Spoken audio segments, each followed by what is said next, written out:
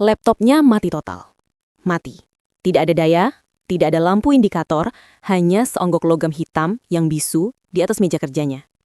Suamiku, Aris, panik luar biasa. Aku pernah melihatnya panik sebelumnya, saat putra kami Bima jatuh dari sepeda, saat dia hampir ketinggalan pesawat. Tapi ini berbeda. Ini adalah kepanikan yang sunyi, yang dingin, yang membuat buku-buku jarinya memutih saat mencengkram tepi meja. Matanya liar, memandang laptop itu seolah sedang menatap seekor ular berbisa. Rin, tolong. Katanya suaranya tegang, nyaris bergetar. Bawa ini ke Fast Fix di Ruko Pinang. Sekarang. Fast Fix? Itu kan jauh, Haris. Kenapa nggak ke servis resmi di mall? Tanyaku mencoba menenangkan. Jangan. Bentakannya membuatku tersentak. Dia segera melembutkan suaranya. Tapi matanya tetap tajam. Maksudku, jangan sayang.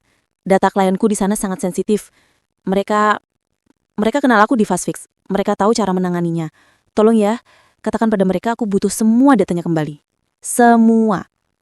Aku tidak tahu saat aku menganggukkan kepala dan mengambil benda mati yang berat itu, bahwa aku tidak sedang membawa laptop untuk diperbaiki.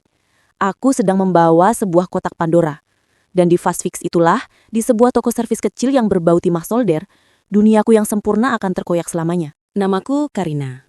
Dan selama 7 tahun terakhir, aku adalah wanita paling beruntung di dunia. Aris bukan sekadar suami, dia adalah partner.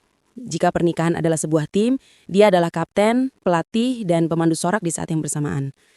Kami bertemu di sebuah pameran buku. Aku adalah editor junior yang gugup, dan dia adalah analis data senior yang tenang dan memancarkan wibawa. Dia tidak merayuku dengan bunga atau janji-janji muluk. Dia merayuku dengan kopi di pagi hari dan pertanyaan-pertanyaan tulus tentang hariku. Dia mendengarkan. Dia benar-benar mendengarkan. Kami membangun hidup kami dari nol. Rumah kami di pinggiran kota adalah saksi bisu tawa kami. Taman belakang adalah tempat putra kami, Bima, yang kini berusia 5 tahun, belajar bersepeda. Dapur adalah tempat Aris, selalu Aris, membuatkan kopi padiku. Ritual, katanya sambil tersenyum. Harimu gak akan beres kalau gak dimulai dengan kafein yang pas. Aku selalu tersenyum simpul. Dia memang yang terbaik. Aris adalah pria yang rasional, logis. Dia adalah pilar penenang dalam hidupku yang terkadang emosional. Saat aku panik karena Bima belum dijemput sekolah, Aris yang menelpon dengan tenang. Aku sudah di jalan sayang, macet sedikit, Bima aman bersamaku. Dia adalah pria yang teratur, semuanya terencana. Keuangan kami, liburan kami, bahkan menu makan malam mingguan kami. Hidup yang efisien adalah hidup yang bahagia, Rin. Begitu motonya. Aku yang lebih spontan, awalnya merasa sedikit terkekang. Tapi aku belajar untuk mencintai keteraturan itu. Itu membuatku merasa aman. Dia membangun benteng di sekeliling kami, dan aku merasa nyaman berada di dalamnya. Kesempurnaan itu, jika kau menatapnya terlalu lama, terkadang sinarnya terlalu menyilaukan. Kau tidak sadar, kalau kau sedang menatap matahari, sampai kau terlambat menyadari, matamu sudah terbakar. Semuanya dimulai sekitar 6 bulan lalu dengan obsesi barunya pada efisiensi. Itu adalah kata favoritnya. Aris memutuskan rumah kami harus menjadi smart home. Ini bukan soal gaya-gayaan, Rin, jelasnya suatu malam sambil menunjukkan lampu pintar yang baru dipasangnya di kamar tidur. Ini soal data. Kita bisa menghemat listrik sampai 30% jika kita tahu pola penggunaan kita. Awalnya aku merasa takjub, canggih. Aris, nyalakan lampu dapur. Dan lampu pun menyala. Aris putar lagu jazz dan musik pun mengalun. Bima sangat menyukainya. Tapi kemudian segalanya menjadi aneh. Suatu pagi saat sarapan, Aris menatap tabletnya. Alisnya berkerut. Kamu tidur nyenyak semalam sayang? Tanyanya. Nyenyak, jawabku sambil mengoleskan selai pada roti Bima. Oh, katanya. Aneh, soalnya log lampu kamar mandi menunjukkan lampunya menyala 3 kali. Pukul 2.04, 3.15, dan 4.30, masing-masing selama 7 menit. Aku berhenti mengunyah. Kamu mengecek log lampu kamar mandi? Dia tertawa, tapi tawanya terdengar hambar. Tentu saja, aku hanya penasaran dengan polanya. Kamu yakin gak kebangun? Mungkin aku setengah tidur, kataku. Tiba-tiba merasa seperti sedang diinterogasi. Itu adalah isyarat pertama. Perasaan dingin yang aneh, seolah ada yang mengawasiku. Tapi aku menepisnya.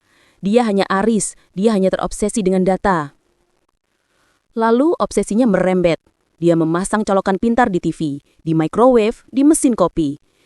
Kamu buka kulkas 7 kali kemarin setelah jam 8 malam, Rin, katanya suatu hari, nandanya bercanda. Lagi banyak pikiran ya? Kurang sehat loh, ngemil malam-malam. Aku tertawa gugup. Kamu tahu dari mana? Colokan pintar di kulkas. Aku bisa lihat lonjakan dayanya tiap kali pintu dibuka, katanya bangga. Itu agak menyeramkan, Aris. Itu efisien, sayang. Dia meralatku. Senyumnya masih menawan. Tapi matanya tidak bercanda. Sejak saat itu, aku mulai merasa terawasi. Aku mulai mematikan saklar lampu secara manual, alih-alih menggunakan suara. Aku mulai merasa paranoid di rumahku sendiri. Aku merasa benteng yang dia bangun untuk melindungiku perlahan-lahan berubah menjadi penjara. Pagi itu, semuanya berjalan seperti biasa. Aku membuatkan sarapan untuk Bima. Aris sudah mengunci diri di ruang kerjanya sejak pukul 7. Dia ada presentasi besar dengan klien dari Singapura. Laptop kerjanya adalah dunianya. Benda itu lebih berharga dari mobil kami.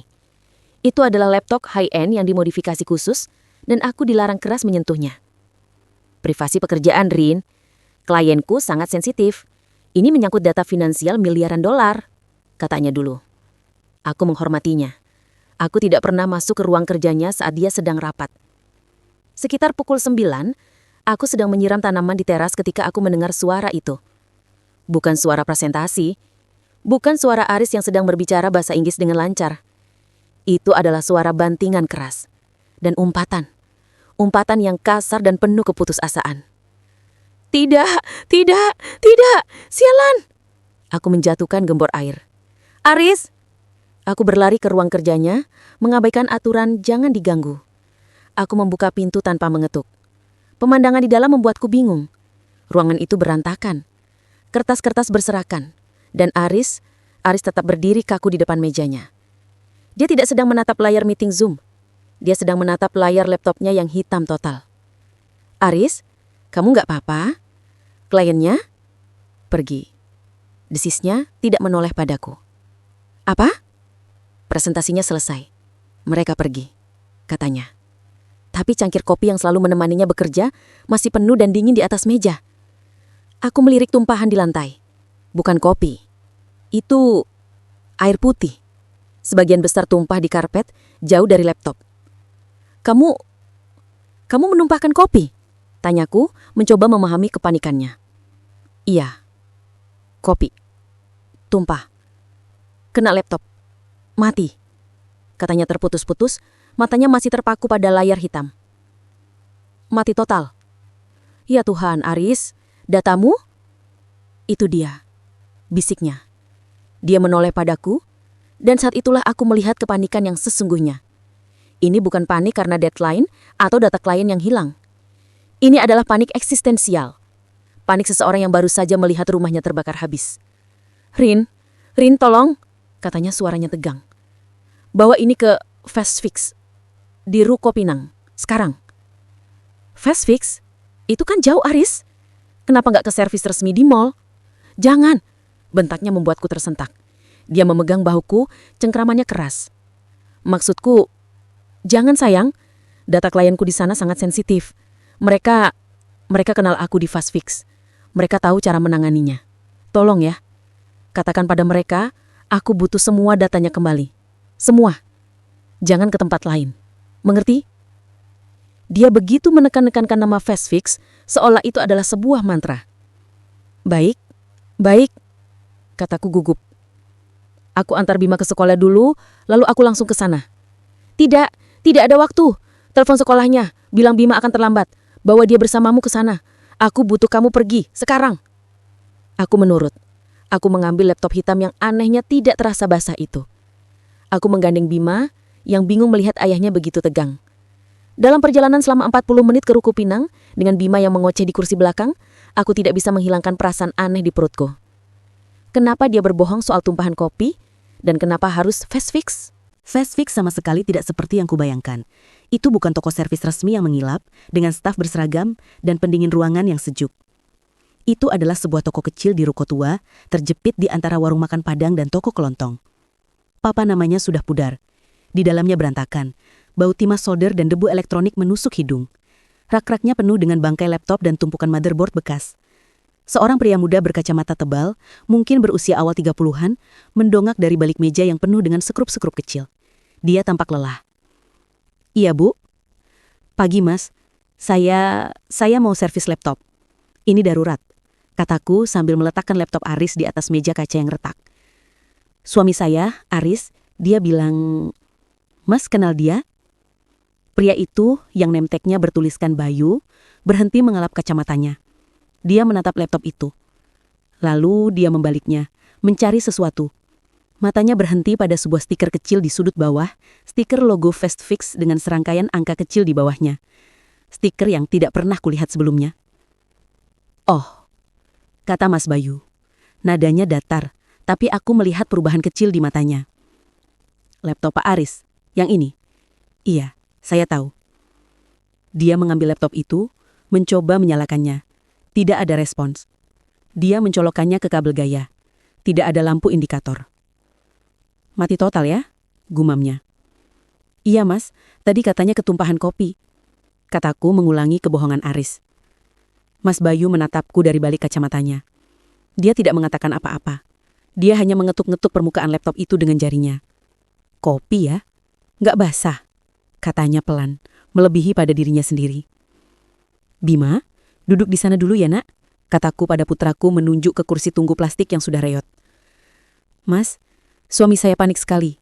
Katanya sangat penting. Apa bisa diselamatkan?" Mas Bayu menghela nafas panjang. "Ini parah, Bu. Kalau mati total begini, kemungkinannya motherboardnya. Kalau sudah kena motherboard, susah. Apalagi ini laptop yang dimodifikasi. Tapi saya akan coba bongkar. Coba selamatkan hard drive-nya." "Berapa lama, Mas?" "Saya nggak bisa janji. Bisa 1 jam, bisa seharian. Ibu mau tunggu atau mau kembali lagi sore?" Ponselku bergetar. Pesan dari Aris. "Gimana? Udah ketemu Bayu? Bilang dia prioritas. Tunggu di sana." Dia bahkan tahu nama teknisinya. Saya tunggu di sini, Mas. Nggak Bapak." Mas Bayu mengangguk. "Baik, saya kerjakan di belakang." Dia membawa laptop itu masuk ke sebuah ruangan yang ditutup tirai plastik, meninggalkanku di ruang tunggu yang panas dan berisik ditemani suara kipas angin yang berderit. 1 jam berlalu. Bima mulai bosan. Aku memberinya ponselku untuk bermain game. 1,5 jam, aku mulai gelisah. Aris terus mengirimku pesan setiap 15 menit. "Update?" Lalu, tirai plastik itu tersibak. Mas Bayu keluar. Wajahnya pucat pasi, sepucat kertas. Dia berkeringat padahal ruang tunggu itu panas. Dia tidak berbicara di depan counter. Dia berjalan melewatiku, pura-pura memeriksa sesuatu di rak. Saat dia melewatiku, dia berbisik, nyaris tak terdengar. "Bu, bawa anak ibu, ikut saya ke belakang. Sekarang. Jangan bersuara." Jantungku serasa melompat ke tenggorokan. "Bima, ayo ikut Om Bayu sebentar," kataku berusaha terdengar ceria. Mas Bayu membawa kami masuk ke ruang kerjanya yang berantakan. Bau timah solder semakin kuat. Dia tidak menyalakan lampu neon, hanya lampu meja kecil. Dia mengunci pintu di belakang kami.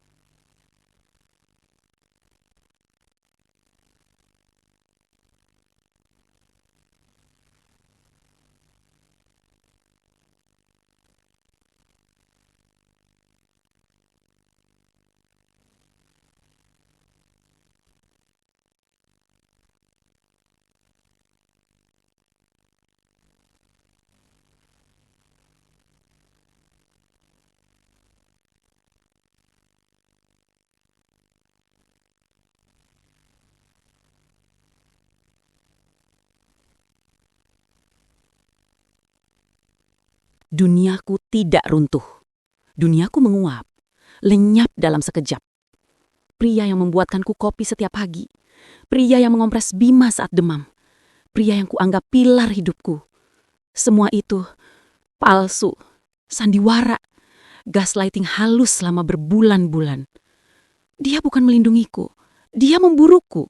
Aku bukan istrinya. Aku adalah ternaknya. Aku adalah asetnya. Aku adalah proyeknya. Rasa takut yang tadi membekukan perutku kini lenyap. Digantikan oleh sesuatu yang lain. Sesuatu yang dingin, tajam, dan sangat berat. Itu adalah kemarahan. Kemarahan yang begitu murni hingga terasa tenang. Bu Karina, suara Mas Bayu membuyarkanku. Dia gemetar hebat. Maafkan saya, Bu. Saya bersumpah, saya tidak tahu ini sejauh ini. Saya pikir ini hanya paranoia soal keamanan data. Tapi file audio itu rencana pembunuhan. Ibu harus pergi, bawa anak ibu, pergi dari rumah ini, sekarang juga. Aku menoleh padanya. Aku menatap lurus ke matanya yang ketakutan. Tidak, kataku. Suaraku terdengar asing di telingaku sendiri. Datar, keras. Aku tidak akan lari. Aku menatap Bima yang masih asyik dengan gamenya, tidak menyadari dunia ibunya baru saja kiamat. Aku akan menghancurkannya, kataku. Aku berbalik ke Mas Bayu. Mas Bayu, berapa dia bayar Mas setiap bulan? Dia tampak kaget dengan pertanyaanku. Apa? 2 juta, Bu? Hanya untuk maintenance?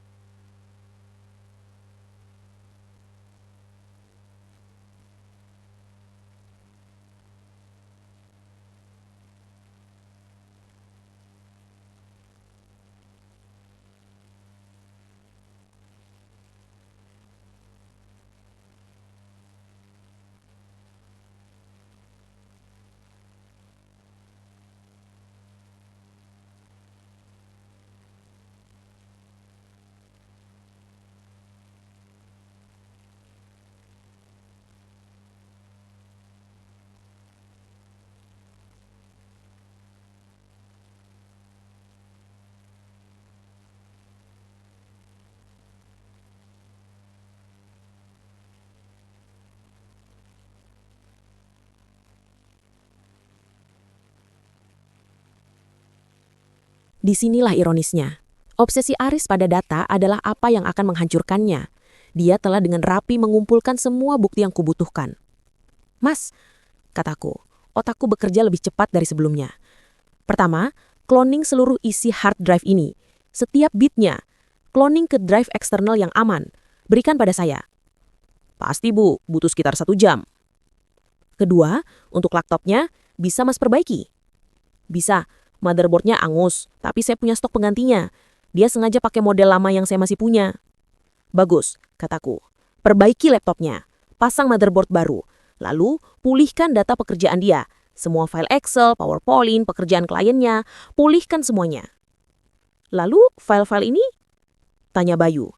Menunjuk ke folder aset_rin dan software pengawasan. Hapus, kataku dingin. Hapus bersih. Gosok datanya. Buat seolah-olah file-file itu tidak pernah ada. Buat seolah-olah file-file itu hilang selamanya. Korup, hancur bersama motherboard yang hangus itu. Bayu menatapku, mulai mengerti. Jadi, dia akan berpikir bukti pengawasannya hilang. Tepat. Dia akan berpikir dia aman. Dia akan berpikir rencananya masih bisa berjalan, tapi dia kehilangan jejak digitalnya. Dia akan lega. Brilian, Bu, bisik Bayu.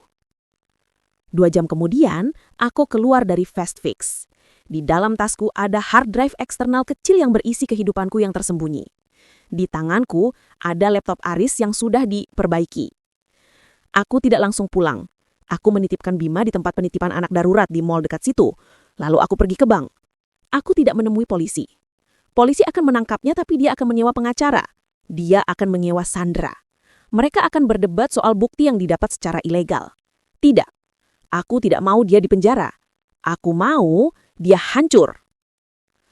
Aku bertemu dengan Pak Tono, pengacara keluargaku yang tua. Dia yang mengurus rekening trust warisan ayahku. Pak Tono, kataku di ruang rapat pribadinya. Saya tidak punya banyak waktu. Suami saya Aris berencana membunuh saya untuk mengambil alih dana warisan saya. Pak Tono nyaris tercedak kopinya. Karina, apa yang kamu bicarakan? Aku tidak bicara. Aku hanya mencolokkan hard drive itu ke laptopnya. Aku memutar rekaman audio Aris dan Sandra. Wajah Pak Tono berubah dari syok menjadi pucat, lalu menjadi merah padam karena marah. Anak kurang ajar. Dia tidak bisa menyentuh dana itu. Perlu tanda tanganmu dan tanda tanganku. Dia berencana mendapatkan tanda tanganku, Pak. Dan jika tidak, dia akan memalsukannya. Dia punya pindaian tanda tanganku. Dia punya rekaman suaraku. Dan jika semua gagal, dia punya tahap 2. Pak Tono terdiam lama. Baik, katanya. Dia ingin perang. Kita beri dia perang. Tapi kita gunakan cara legal. Kita akan pasang perangkap. Apa rencananya, Pak? Pulanglah, Karina. Bersikaplah normal. Berikan laptop itu padanya. Katakan persis seperti yang kamu rencanakan. Datanya hilang. Lalu, mainkan perannya. Kamu adalah istri yang ketakutan karena data keuangan hampir hilang. Kamu tiba-tiba sadar betapa rapuhnya hidup ini. Aku mulai mengerti. Dan kamu akan setuju, kata Pak Tono. Matanya berkilat. Kamu akan menyetujui untuk mengkonsolidasikan asetmu demi keamanan. Kamu akan menyetujui untuk memindahkannya ke rekening bersama baru yang dia usulkan. Kamu akan menandatangani dokumen itu. Tapi Pak, tentu saja kamu akan menandatanganinya. Di bank ini, di ruang rapat ini, di depan saya, dan di depan manajer bank baru, yang sebenarnya adalah notaris dan 2 orang saksi dari kepolisian.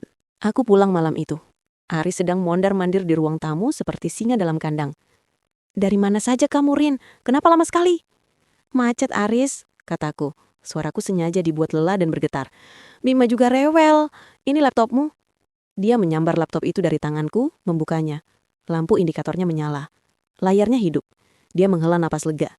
Lalu wajahnya tenggang lagi. Datanya? Mas Bayu hebat. Dia bilang motherboardnya hangus total. Gosong. Dia harus ganti. Tapi dia berhasil memulihkan 90% data kerjamu. Semua file klienmu aman. Aris membuka-buka file Explorer. Syukurlah. Lalu aku menjatuhkan umpan itu. Tapi dia bilang ada beberapa file yang hilang, Aris. Korup total. Nggak bisa diselamatkan. Katanya file-file di cache system. Aku nggak ngerti. Aris berhenti mengetik. Dia menatapku. File apa? Nggak tahu. Dia cuma bilang data sistemnya. Tapi yang penting data klienmu aman kan? Aris menatapku lama. Lalu aku melihatnya. Kelegaan. Kelegaan murni di matanya. Dia pikir file pengawasannya, folder asset_rin itu hilang selamanya. Dia pikir dia bersih. Sialan, katanya, berpura-pura kesal. Pasti file log internal. Merepotkan. Tapi ya sudahlah, yang penting pekerjaan aman. Kamu hebat sayang, terima kasih. Dia memelukku. Pelukan itu terasa seperti lilitan ular. Aku harus menahan keinginan untuk muntah. Selama seminggu, aku memainkan peranku dengan sempurna. Aku menjadi istri yang trauma. Aris, kataku suatu malam di meja makan. Aku takut. Takut kenapa? Tanyanya penuh perhatian palsu. Laptopmu itu, hampir saja kita kehilangan segalanya. Aku jadi berpikir keuangan kita semuanya atas namaku. Warisan ayah, kalau terjadi apa-apa padaku, kamu dan Bima gimana? Apalagi aku sering stres akhir-akhir ini. Aris meletakkan sendoknya. Matanya menatapku, waspada. Mungkin kamu benar, lanjutku, suaraku bergetar. Mungkin kita harus konsolidasikan aset kita ke rekening bersama baru yang pernah kamu usulkan itu. Biar kamu yang kelola. Aku percaya padamu, Aris. Aku hanya ingin kita aman. Dia nyaris tidak bisa menyembunyikan senyumnya. Sayang, katanya, meraih tanganku. Itu keputusan yang sangat bijak. Tentu, aku akan siapkan dokumennya. Demi masa depan kita. Demi Bima. Tahap 2, pikirku. Dia baru saja memajukan tahap 2-nya. Keesokan harinya, kami duduk di ruang rapat private di bank. Tempat ini terasa dingin. Aris tampak necis dengan kemeja terbaiknya. Sandra tidak ada di sini. Dia ada kasus besar, kata Aris. Tentu saja, dia tidak mau terlihat di bank saat transaksi. Seorang pria yang tidak aku kenal masuk. Selamat pagi, Pak Aris, Bu Karina. Saya Budi, manajer baru yang akan menangani akun prioritas Anda. Selamat pagi, kata Aris, tidak sabar. Ini semua dokumennya. Istri saya akan menandatangani surat persetujuan pengalihan dana trustnya hari ini. Tentu, kata Pak Budi. Dia mengeluarkan setumpuk dokumen dan meletakkannya di depanku. Silakan Bu Karina, tanda tangan di sini, dan di sini. Aris menatapku. Senyumnya penuh kemenangan. Aku mengambil pena. Tanganku sedikit gemetar. Bu Karina, tanya Pak Budi. Iya, kataku pelan. Tapi sebelum saya tanda tangan, saya mau tanya satu hal. Aku menoleh ke Aris. Sayang, folder asset_rin di laptopmu itu, apakah kamu yakin sudah punya backupnya di tempat lain? Aris membeku. Senyumnya lenyap. Apa maksudmu, Rin? Dan rekaman teleponku dengan ibuku, itu kamu simpan di cloud atau drive lokal. Aku cuma khawatir datanya hilang. Wajah Aris berubah pucat pasi. Dia sadar. Rin, kamu... Dan tahap 2, Aris, perjalanan ke villa itu. Apakah remnya sudah kamu siapkan? Atau itu urusan Sandra? Aris melompat dari kursinya. Ini jebakan! Bukan, kataku. Pintu ruang rapat di belakangku terbuka. Pak Tono masuk. Di belakangnya Mas Bayu yang menunduk. Dan di belakang Mas Bayu, 2 petugas polisi berseragam. Ini bukan jebakan, Pak Aris. Ini adalah pengumpulan data. Sangat efisien. Aris menatapku. Matanya penuh kebencian. Dia tahu dia kalah. Dia hancur. Aris dan Sandra ditahan hari itu juga. Bukti digitalnya telak. Penipuan, pencurian identitas, konspirasi percobaan pembunuhan, dan penyadapan ilegal. Fakta bahwa mereka adalah pengacara justru memberatkan mereka. Sebulan kemudian, aku berada di rumah. Rumah itu terasa sunyi. Tapi bukan sunyi yang menakutkan. Ini sunyi yang damai. Aku sudah memanggil beberapa tukang. Tolong mas, kataku pada mereka, menunjuk ke seluruh penjuru rumah. Bongkar semuanya. Para tukang itu bekerja sepanjang hari. Mereka mencabut setiap lampu pintar. Mereka membongkar setiap saklar yang memiliki mikrofon tersembunyi. Mereka mencopot colokan-colokan pintar, termostat, dan semua kamera CCTV yang terhubung ke sistem Aris. Mereka menggantinya dengan saklar manual paling standar, saklar bodoh berwarna putih gading. Sore itu, para tukang sudah pergi. Bima sedang bermain di taman belakang. Aku berdiri di tengah ruang tamu yang kini normal. Aku berjalan ke dinding. Tanganku terulur ke saklar lampu. Aku menekannya. Klik. Suara pegas manual yang kering dan memuaskan. Lampu menyala. Aku menekannya lagi. Klik. Lampu mati. Aku tersenyum. Untuk pertama kalinya dalam waktu yang lama, senyumku tulus. Hanya aku yang mengendalikan lampu di rumahku sendiri. Suara klik yang sederhana itu adalah suara terindah yang pernah kudengar. Itu adalah suara kebebasan.